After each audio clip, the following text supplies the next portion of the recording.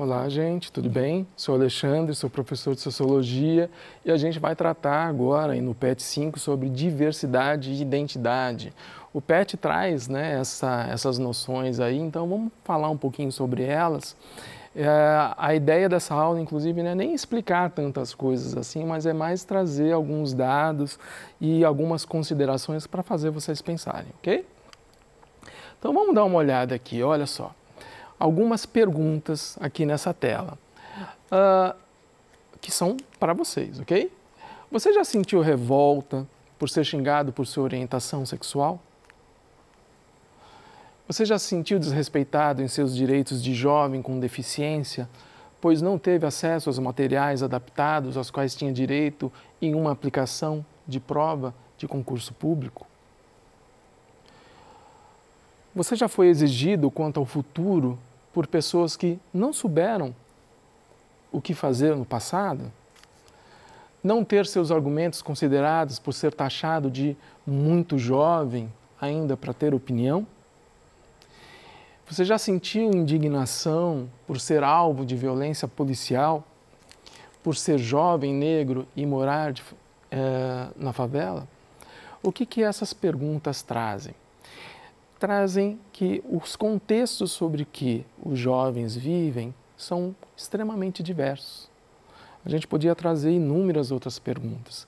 Essas perguntas fazem parte na verdade, essas perguntas são respostas de um estudo feito pelo IPEA, que se debruçou justamente sobre a questão da diversidade e da identidade dos jovens. E é sobre esse contexto absolutamente diverso que os jovens constroem a sua identidade. Bom, foi feita uma pergunta também. Você teve apelido na infância? E aí surgiu aí, essa nuvem de palavras. O que a gente vai perceber? É que a depreciação do outro é uma coisa extremamente comum entre nós. Nós parece que não lidamos muito bem com o diverso. Aquilo que foge de determinada norma, nós depreciamos, rimos, falamos mal. Mas como assim normas? É que a sociedade, de uma maneira geral, ela se estabelece sobre determinadas normas, sobre padrões normativos. Não é uma lei, ela se dá através das nossas relações. Não é uma lista da ABNT de padrões normativos. É como nós nos instituímos e como nós lidamos com os nossos preconceitos frente ao diverso. Então, aqui, por exemplo, hoje no Brasil, o padrão normativo a gente pode colocar como homem, branco, heterossexual, pertencente às classes mais altas, classes A e B, que mora no Sudeste, no Sul, magro, residente nos centros urbanos, cristão. Esse é, de forma geral, o padrão normativo. Tudo que foge desse padrão acaba sendo, muitas vezes, depreciado ou vítima de preconceito. Só que o que foge desse padrão também nos constitui como pessoa. E é sobre essa depreciação, sobre esse preconceito, que nós também nos construímos como pessoa. Nós sentimos essa diferença desde muito pequeno. E ela vai nos constituir enquanto identidade. O mundo é diverso, os contextos são diversos e as nossas qualidades e características também são diversos, mas parece que a gente não lida muito bem com isso. Vamos dar uma olhada aqui nesses dados aqui, olha, 83% dos brasileiros declaram não serem preconceituosos. Olha, a grande maioria do brasileiro fala assim, eu não sou preconceituoso. Mas quando a gente pergunta mais alguma coisa, eles acabam entregando. Olha lá, 72% assumem que já terem feito comentários ofensivos e preconceituosos. Mas espera aí, se você faz comentário ofensivo e preconceituoso e ao mesmo tempo você não se declara preconceituoso, o que a gente percebe no Brasil é que a depreciação de determinadas características é visto como normal.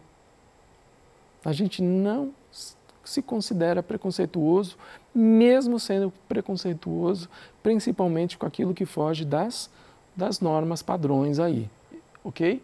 Olha só, ainda responderam o seguinte, 82% das pessoas acham que no Brasil a maioria age segundo se é possível tirar vantagem, querendo tirar vantagem. Ou seja, eu não me importo muito aí com a diversidade de vocês, desde que eu possa, né, retirar vantagem disso daí. Bom, vamos lá. Com relação à diversidade racial aqui no Brasil, olha só, a qualidade de vida da população negra está uma década atrasada em relação dos brancos, ok? O que é qualidade de vida? O professor de geografia, ele fala muito sobre IDH. O que mede o IDH? O IDH mede igualdade de vida. A partir do quê? Renda, acesso à saúde e acesso à educação. Pois bem, uma década atrasada. Trabalhadores pretos e pardos recebem 55% do rendimento médio dos trabalhadores brancos, metade do salário.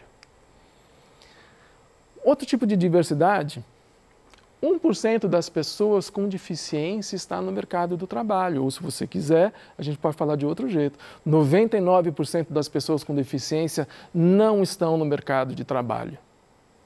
61% das pessoas com deficiências, com 15 anos ou mais, não têm instrução ou apenas têm o fundamental. Qual que é a sua relação na escola com as pessoas de deficiência? Por que eles não terminam o ensino fundamental, o ensino básico? Qual é o tipo de intolerância a que eles são expostos? Outra diversidade religiosa. O Brasil tem uma denúncia de preconceito religioso a cada 15 horas e cerca de 40% delas tem a ver com intolerância com relação a pessoas que seguem religiões afro-brasileiras. Uma outra diversidade, a diversidade de moradia. 84% dos moradores de favela acham que sofrem preconceito. A gente tem inúmeros relatos aí de pessoas que tiveram até o processo seletivo, por exemplo, de um trabalho interrompido a partir do momento que os possíveis empregadores, quem faz a seleção, passam a descobrir que moram naquele determinado local, ok? 69% dos entrevistados que moram nas cidades, que chama aqui de asfalto, né, tem medo quando passam em frente à favela. Novamente a noção do preconceito. A ideia de que todos são um só. A cada 19 horas, uma pessoa LGBT é assassinada. Esses são alguns dados que eu estou trazendo aqui sobre a diversidade de gênero. Veja só, a cada 19 horas, uma pessoa LGBT é assassinada ou se suicida. A expectativa de vida da pessoa trans no Brasil é de 35 anos, a expectativa de vida de média do brasileiro é de 72 anos. 73% dos alunos e adolescentes LGBT já foram agredidos verbalmente, inclusive dentro das escolas. Ainda sobre a questão de gênero, somos o 5º país do mundo que mais mata mulheres. 40% das brasileiras acima de 16 anos já sofreram algum tipo de assédio. 81% das mulheres já deixaram de sair de casa por medo de assédio, abuso ou violência sexual. E o primeiro assédio sobre as mulheres se dá com menos de 10 anos de idade. Então, o que é ser jovem? Ser jovem é justamente crescer e ter a sua identidade formada a partir de um mundo que ele é diverso, que tem contextos diversos e, ao mesmo tempo, preconceituoso e intolerante. Então, a gente não pode dizer que existe apenas um jovem. Por mais que, por muito tempo, a gente tentou imaginar que fosse assim. É muito forte a ideia de tabula rasa. Ainda até hoje, apesar de ser uma ideia antiga, ainda muitas pessoas pensam assim. O jovem, a criança, é um papel em branco. Basta eu escrever e desenhar o que eu quero. Basta passar para eles o conhecimento acumulado, as ideias, a forma de ver o mundo, a moral, a ética, a disciplina e a hierarquia, que eles vão estar certinhos daquilo ali. E se eles não estão certinhos é porque nós não fizemos esse desenho, esse projeto direito. E aí a gente vai perceber que, na verdade, não é bem assim que as coisas acontecem. A gente sabe que o comportamento humano, ele é regrado muito pela biologia, A biologia ela vai dar, né, determinadas condições mais ou menos favoráveis a determinados comportamentos, a maneira com que nós lidamos com as outras pessoas, com as situações e com o mundo, ok? Mas também existe um papel muito importante das relações e dos contextos sociais. Basta você imaginar o seguinte, imagina só uma família, pai, mãe e 3 filhos homens. A gente está falando, então, de 3 filhos homens que muitas vezes são muito diferentes entre si, mas que têm praticamente a mesma biologia, fazem parte, moram no mesmo lugar, da mesma classe, da mesma cor, mas são muito diferentes. Por que que eles são muito diferentes? Porque os contextos de vida cotidianos de cada um são muito diferentes. A relação que ele tem com os amigos, a relação que tem com o esporte, a relação que tem com a escola, a relação que tem com a tecnologia, os sucessos, os fracassos, os namoros, são diferentes entre eles 3. Então, se os contextos entre eles são diferentes, nós temos também identidades sendo construídas diferentes, independentemente da biologia, independentemente se eles estão sobre mais ou menos o mesmo teto, as mesmas condições. Ok?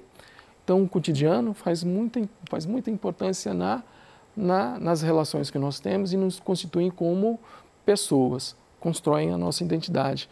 Vamos dar uma olhadinha nessa carta? Querida senhorita Lonely Hearts, tenho 16 anos e não sei como agir.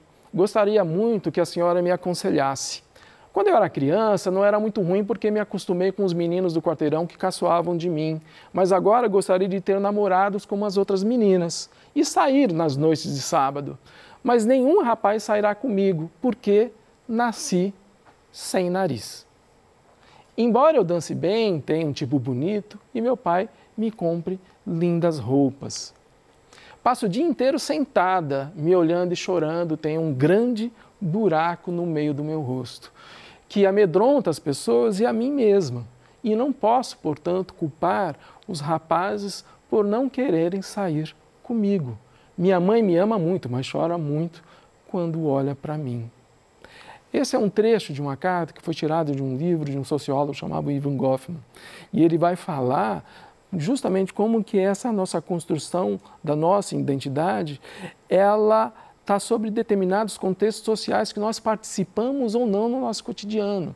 No caso desse exemplo aqui, obviamente que essa menina ela teve contextos muito diferentes por causa da situação diversa dela que não é aceita socialmente. Se fosse aceito socialmente, provavelmente a construção identitária dela seria muito diferente pelos contextos e cotidianos que ela teria nas suas relações aí diárias, ok? Que ela não tem. Então, olha só, o que o Goffman vai dizer para a gente é que a construção da nossa identidade tem muito a ver com uma espécie de linha. Conforme a gente vai andando, essa linha também vai surgindo. Essa linha é a nossa história. A gente olha para ela e percebe, eu sou assim, essa é a minha identidade. Só que a gente não nota que cada um tem uma linha diferente. E essa linha diferente, ela vai sendo criada não porque a partir de um projeto, mas é a partir dos encontros diversos e contextos diversos que nós temos com as pessoas, com a vida, com o mundo. Cada vez que eu encontro com uma pessoa em uma determinada situação, a partir daquele evento é que essa linha também vai se modificando. Então você percebe que nós não temos total gerência sobre a nossa construção da identidade e que isso reflete muito a relação que a sociedade tem como diverso, porque dependendo da relação que a sociedade tem com o diverso, isso vai me afetar de maneira diferente nos meus contextos de vida. E aí o Goffman vai falar, inclusive, que a gente tenta controlar um pouquinho isso. E aí ele vai falar da máscara, que nós utilizamos, muitas vezes, nós tentamos utilizar determinadas máscaras para atuar mais ou menos como se fosse um teatro onde houvesse uma plateia. Perceba só. É a partir daqui, então, que o Goffman vai dizer para a gente que a gente tenta controlar aquilo que muitas vezes é incontrolável, a relação que nós temos com os outros. Imagina o seguinte, um exemplo bobo, um menino que ele tenta se demonstrar para os colegas dele como se fosse um roqueiro. Ele só gosta de rock, só ouve rock, ele tenta demonstrar, inclusive, que ele não gosta muito daquelas coisas muito melosas, ele não é muito sentimental. Essa é a máscara que ele vestiu. E ele fica preso a essa máscara, ele tenta construir a sua identidade a partir dessa máscara. Só que no íntimo, muitas vezes, toca aquele sertanejo ali, todo meloso, e ele gosta. Mas ele está tão preso à máscara que ele não quer mudar essa identidade. Nós tentamos controlar a nossa identidade, só que na verdade, muitas vezes está dentro dessa máscara. É difícil modificá-la. E por que é difícil modificá-la? Porque aquelas pessoas que estão à nossa volta não sabem lidar muito bem com o diverso. Já escutou falar da expressão sair do armário? Tem muito a ver com essa questão do uso da máscara. Por que é difícil tirar determinadas máscaras? Porque lidar com o diverso é extremamente complexo. As consequências é extremamente complexo. Então, a criação da nossa identidade também é extremamente complexo e a gente não tem tanta gerência assim. Então, para tentar aí terminar, contextualizar essa explicação, vale a gente lembrar de que nós somos, já foi definido isso muito antigamente, nós somos animais sociais. A nossa identidade, ela se dá a partir da socialização.